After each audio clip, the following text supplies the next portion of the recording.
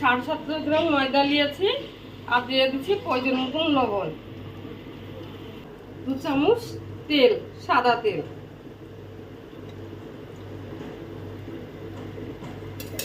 এখন মাখাইতে থাকবো,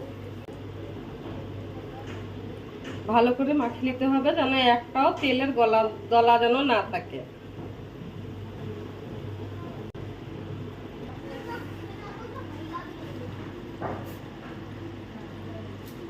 অল্প অল্প করে পানি দিয়ে আমি আটাটাকে মিশিয়ে নেবো ভালো করে।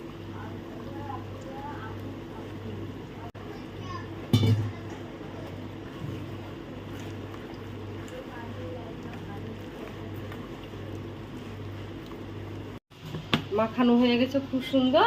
5 মিনিট আমি এবার ঢেকে রাখবো। মাখিয়ে রেখেছি সেই আটাটা আপনারা খাবার ফ্রিজে দেখাচ্ছি কতটা নরম হয়েছে। দেখুন বন্ধুরা, একদম হাড় ডুবে গেছে, দেখেছেন? এবার এই আটাটা দিয়ে আমি একটা আন্ডা পরোটা বানাবো। দেখেন খালি আপনারা, খালি দেন স্বাদ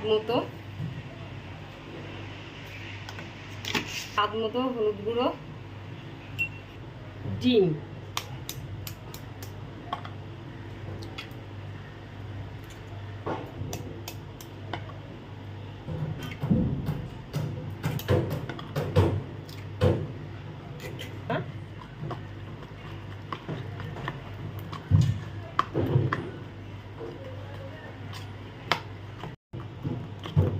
আমার ভালোভাবে ডিমটা ফাটা হয়ে গেছে।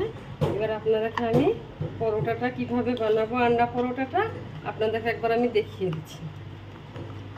এই যে আমি আটাটা মেখে রেখেছিলাম, ওইটা আমি এবার গোল গোল করে লেচি কেটে নেব। ভালো করে একটু ময়াম দিলে পরে পরোটাটা খুব সুন্দর ফুলবে। আর দেখুন বন্ধুরা, আমি এইভাবে লুচি কেটে নেব, এইভাবে।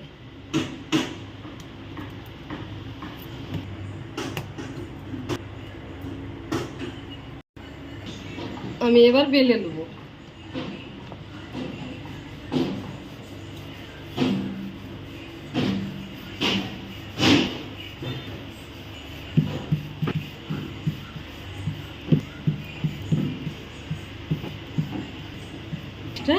জ্বালিয়ে নেব।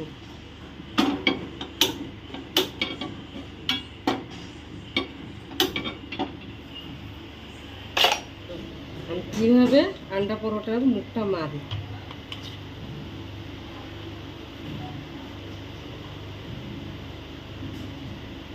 তবে আমি রুটিটাই ছড়িয়ে নেব, অল্প অল্প দিয়ে পুরোটাই করে নেব।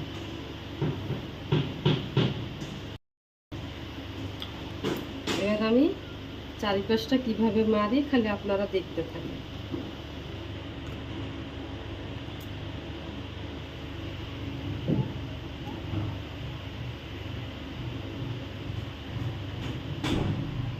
আমি বেশি ছোট করব না, চাইলে আপনারা ছোট করতেও পারেন, আবার বড় করে রাখতেও পারেন, কোনো অসুবিধা নাই।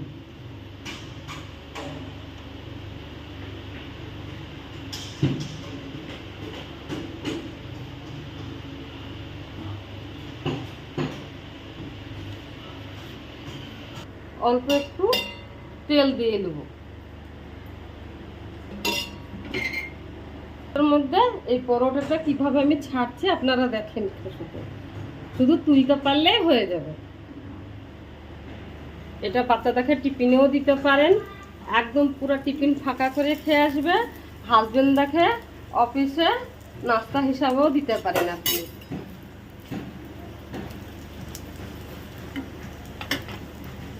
আমি আর একটা বেলে নেব।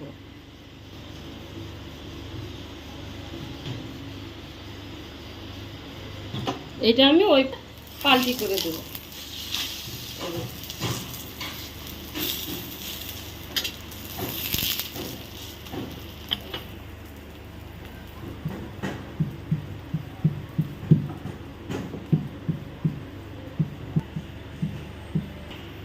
আমি অল্প একটু তেল দিয়ে এই পিঠটা ভালো করে সেঁকে নেব।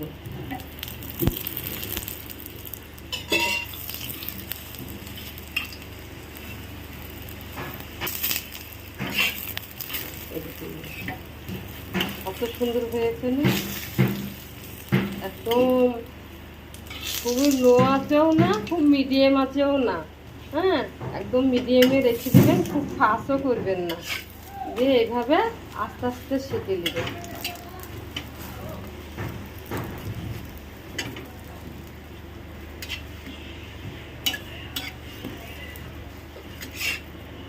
একটা আমার হয়ে গেছে আন্ডা পরোটা, আর একটা বানিয়ে নেব।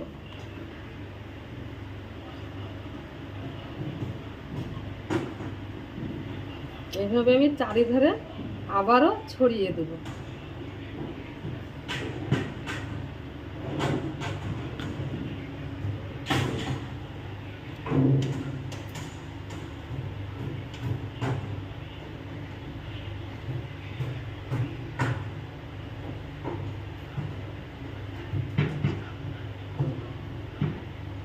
ঠিক একইভাবে আর একটু আমি তেল দিয়ে দেবো।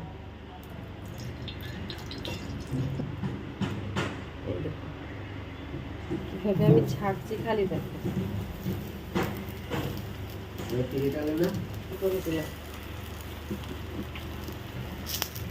এই দেখেন আমি আর একটু ভালোভাবে তেল দিয়ে এটাকে সুন্দর করে সেঁকে নিই।